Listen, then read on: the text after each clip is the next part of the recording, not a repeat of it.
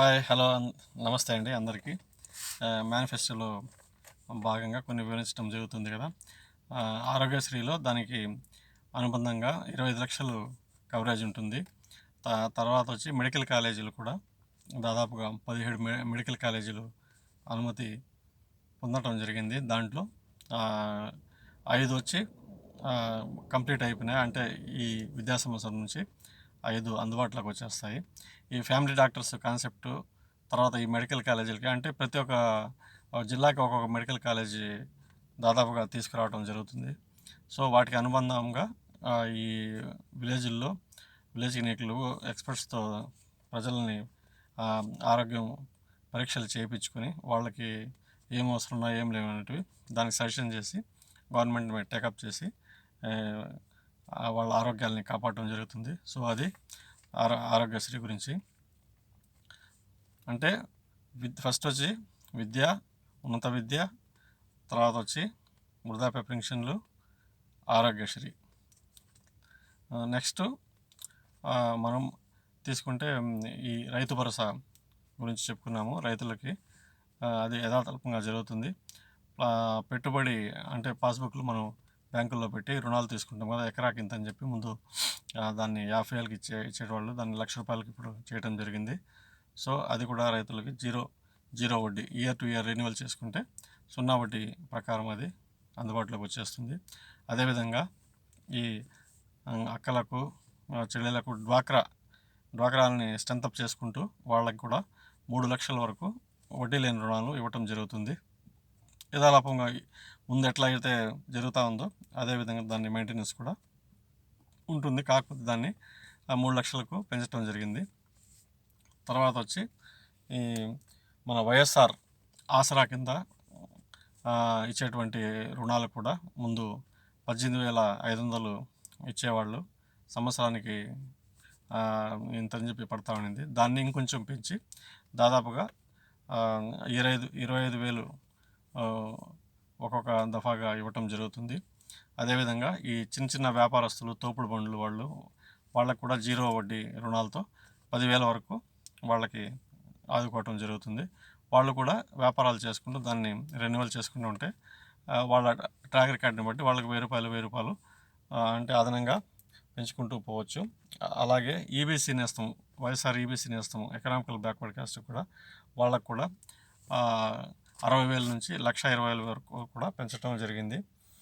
అదేవిధంగా వైఎస్ఆర్ చేయూతని 75,000 నుంచి 1,20,000 వరకు పెంచడం జరిగింది వైఎస్ఆర్ చేయూతను కూడా.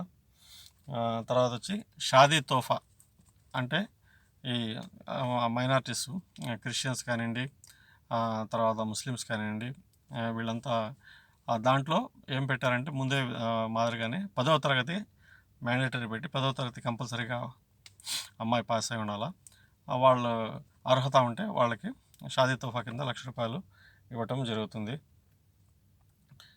అదేవిధంగా కాపు నేస్తం కూడా నిధులు పెంచడం జరిగింది. వాళ్ళకి కాపు నేస్తం నిధుల్లో కూడా వాళ్ళకి ముందు 60,000 ఇచ్చేవాళ్ళు, దాన్ని 1,20,000 వరకు పెంచడం జరిగింది. సో అన్నీ ముందు ఎలా ఉన్నాయో నవరత్నాలు అన్నింటినీ బేరీజు చేసుకుంటూ మళ్ళీ వాటిలో ఎక్కడెక్కడ మార్పులు చేర్పులు చేసుకుని వాటిని కూడా కొంచెం పెంచుకుంటూ రావటం జరిగింది. తర్వాత వచ్చి ఈ ఇళ్ల స్థలాలు కూడా ఇప్పుడు దాదాపుగా 31 లక్షల మందికి పట్టాలు ఇవ్వటం జరిగింది. దాంట్లో 18 లక్షల ఇళ్ళు కంప్లీట్ అయిపోయినాయి. చివరి దశలో వచ్చి ఇంకొక 4 లక్షలు ఉన్నాయి. మిగతావి కూడా వాటిని చూసుకొని కట్టడం జరుగుతుంది. పట్టణ ప్రాంతాల్లో ఉండేటువంటి ప్రజలకు కూడా వాళ్ళకు కూడా ఎవరైతే లబ్ధిదారులు ఉన్నారో వాళ్ళకు ముందు ఎలాగైతే పట్టణ డెవలప్మెంట్ స్కీమ్ కింద వస్తున్నాయో అదేవిధంగా వాళ్ళకు నిర్మించి ఇవ్వటం జరుగుతుంది. సో ఇవన్నీ కూడా సాధ్యమయ్యే హామీలనే ఇచ్చుకుంటూ మన గవర్నమెంట్ ముందుకెళ్తూ ఉంది. ప్రత్యేకంగా మార్పులు ఏమైనా వచ్చినాయంటే ఈ వీటిల్లో మనకు పంచాయతీలు అంటే ఎస్సీలు 50% జనాభా, అంటే ఉదాహరణకు 1000 మంది ఉన్నటువంటి దాంట్లో 500 మంది కనుక అక్కడ ఎస్సీలే కనుక ఉంటే వాళ్లకు 50% అబోవ్ కనుక ఆ పంచాయతీల్లో వాళ్ళ జనాభా ఉంటే వాళ్ళకు ప్రత్యేకంగా ఒక పంచాయతీ ఇవ్వటం జరుగుతుంది. సో, ఇది ఈ ఈ విధానంలో అంటే వచ్చే ఈ మేనిఫెస్టోలో ఇవ్వటం జరుగుతుందనమాట. అదండి కొత్తగా మనం తీసుకొచ్చింది. మిగతావన్నీ కూడా వాటిని పెంచుకుంటూ పోతున్నాం మెడికల్ కాలేజీలన్నీ. ఇంకా అభివృద్ధి కార్యక్రమాల గురించి మాట్లాడుకుంటే అభివృద్ధి కూడా హ్యూజ్ డెవలప్మెంట్ జరగబోతుంది. అంటే విమానాశ్రయాలు రెడీ అయిపోయినాయి. భోగాపురం విమానాశ్రయము. సో అది కూడా జనరేట్ చేసింది. వైజాగ్ స్టీల్ ప్లాంట్ ఎలా ఉందో అది కూడా అలాగే కంటిన్యూషన్ జరుగుతుంది. సో ఇంకొకటి వచ్చి మన పోర్టుల నిర్మాణం 17 పోర్ట్లు మనకు దాదాపుగా ఉన్నాయి. వాటిల్లో మనం శరవేగంగా వచ్చి 5 పోర్ట్లు నిర్మాణం జరుగుతూ ఉంది. 2 కంప్లీట్ అయిపోయినాయి. ఇంకా మిగతా 2 కూడా వచ్చే 3 నెలల్లో కంప్లీట్ అవుతాయి. ఇంకా మెడికల్ కాలేజీలు కూడా దాదాపుగా 5-6 మెడికల్ కాలేజీలు కంప్లీట్ అయినాయి. సో ఇవన్నీ అభివృద్ధి పథంలోకి వచ్చి వచ్చే ఫలాలను కూడా ఈ 2-3 ఏళ్ళలో వస్తాయి.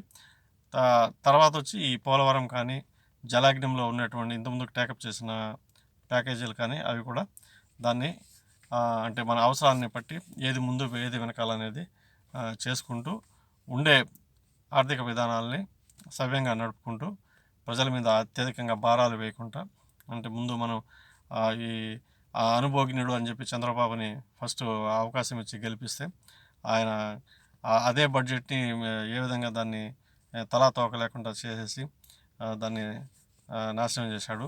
ఇంకొక ముఖ్యమైన విషయం ఏమంటే ఈ రాజధాని గురించి ఫస్ట్ కూడా అప్పుడు మనకు 10 ఏళ్ళు అవకాశం ఉంటే కూడా ఆయన అవకతవకలు చేసి రాజ్యాంగాన్ని పరిహాసం చేసి అక్కడ అడ్డంగా దొరికిపోయి హైదరాబాద్లో అక్కడి నుంచి అక్కడ ఉంటే లోపల వేసి అంత కేసులు పెట్టి లోపల వేస్తారని చెప్పి పారిపోయి వచ్చి మా ఆయన వ్యక్తిగత తప్పులనే మన ప్రజల మీద రుద్ది సర్వనాశనం చేసినాడు వ్యవస్థని చంద్రబాబు నాయుడు.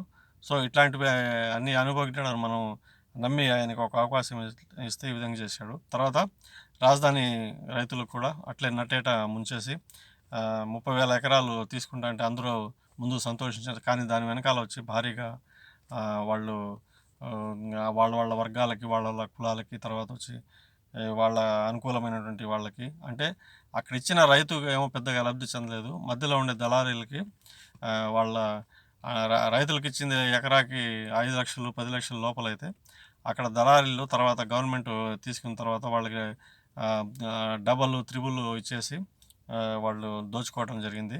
తర్వాత తప్పుడు విధానాలు పెట్టుకుని దాన్ని మళ్ళీ మనం ప్రజల డబ్బులు ఇవ్వటమే కాకుండా అంటే 3 రెట్లు మార్కెట్ ధరలో కొనుక్కోవటమే కాకుండా మళ్ళీ వాళ్ళకి 10 ఏళ్ళు 15 ఏళ్ళు వచ్చి వాళ్ళకి సిఆర్డిఐ చట్టం ప్రకారం వాళ్ళకి 2 దఫాలుగా ఒక ఎకరాకి 15,000 అని చెప్పి పంట నష్టం కింద ఇవ్వాలని చెప్పి దాన్ని చేసి సో ఇవన్నీ కొద్దిమంది మాత్రమే లబ్ధి చేకూర్చే విధంగా చేసి దాన్ని సర్వనాశనం చేసినాడు ఆ కళలన్నీ. ఫస్ట్ తప్పు వచ్చి అక్కడ రాజధాని పెట్టకూడదు. అవి బ్రహ్మాండంగా పండే భూములు అవి. కమిషన్ పెట్టింది ఎందుకు? మేధావులంతా కూర్చొని చర్చించి ఎక్కడైతే రాజధాని పెట్టి ఉంటుందో శ్రీకృష్ణ కమిటీ ఇచ్చింది. ఎక్కడ పెట్టుకోవాలా ఏం జరగాలనేది దాన్ని తుంగలో తొక్కి నా ఇష్ట ప్రకారం దాన్ని నాశనం చేశాడు. సో తర్వాత అధికారంలోకి వచ్చిన తర్వాత ఆయన ఇచ్చిన 600 హామీల్లో ఏది కూడా నెరవేర్చలేదు. ప్రతి ఏ ఛానల్ మీరు తీసుకుని ఎక్కడ చూసినా కూడా ప్రతి ఒక్కరికి అర్థమైపోయింది. కాబట్టి ఆయన బంగారు గాజులు బెంజు బండ్లు ఏవి ఇస్తామని కూడా ప్రజలు ఇప్పుడు నమ్మే స్థితిలో లేరు. సో మనం అంటే మన పార్టీ మన ముఖ్యమంత్రి గారు ఏవైతే మనం హామీలు అయితే ఇచ్చి నెరవేర్చగలుగుతామో అది మాత్రమే ఇచ్చి అన్నిటినీ సమగ్రంగా పరిరక్షణ చేసుకుంటూ బ్రహ్మాండంగా ఆంధ్రప్రదేశ్ అభివృద్ధిని బేరీజీ వేసుకుంటూ ముందుకు వెళ్తున్నారు. సో మీరంతా సహకరించి అంటే పోల్ మేనేజ్మెంట్ నిర్వహించుకొని ఓట్లు కొంతమంది ఉంటారు, అభిమానం ఉంటుంది, అన్నీ ఉంటాయి, కానీ ఓటు ఎందుకులే మనం ఒక ఓటుతో ఆడ గెలిచేది ఏమి ఉండదని చెప్పి పోలింగ్లకు పోరు. కాబట్టి ప్రతి ఒక్కరు కూడా బాధ్యతగా తీసుకొని ఓట్లు వేసి పోల్ మేనేజ్మెంట్ చేయించుకొని అఖండ మెజార్టీతో వైఎస్ఆర్ పార్టీని గెలిపించవలసిందిగా మరొకసారి ప్రజలందరికీ మనస్ఫూర్తిగా కోరుకుంటున్నాము. జై జగన్.